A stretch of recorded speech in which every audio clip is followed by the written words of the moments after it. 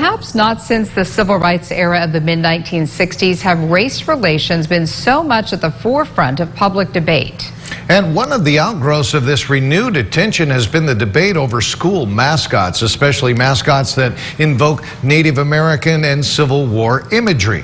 We have one of those debates taking shape right here in Bakersfield. 17's Robert Price is with us now with that story. Robert, good evening. In 1957, it must have seemed like a natural choice, a new high school in town, South High School. What do you call them? Rebels, of course. 63 years later, the name comes off the tongue much differently than it did during the Eisenhower administration. Maybe some are now saying it's time for a change. We're talking about race and ethnicity a whole new way these days. Americans of all colors are rethinking assumptions and the institutions behind those assumptions. One is in the world of sports, where pro football's Washington Redskins say they're reviewing the team name that many find demeaning to Native Americans. Major League Baseball's Cleveland Indians are said to be reevaluating as well.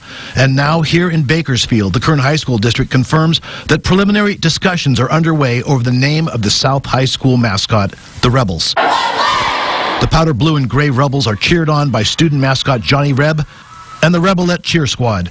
Until the late 60s, they waved the Confederate flag and played Dixie. Even some of the neighborhood street names are full of Civil War imagery. Here, at the south end of the football field, the corner of Monitor and Merrimack, the two combatants in a famous Civil War Navy battle. South High School shouldn't turn its back on that kind of tradition, says Jim Reynolds, quarterback of the 1968 football team and student body vice president.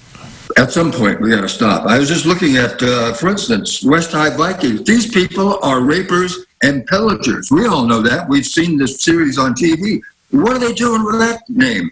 They got to go. What about the Blades? Come on. A knife? We're going to get in a knife fight with the Blades? Randy Arieh has taught at South High School for 20 years, and as accustomed to the name Rebels as he is, he thinks it's time for a change. I guess the George Floyd situation, that's kind of brought things to the forefront. But I definitely think it's time that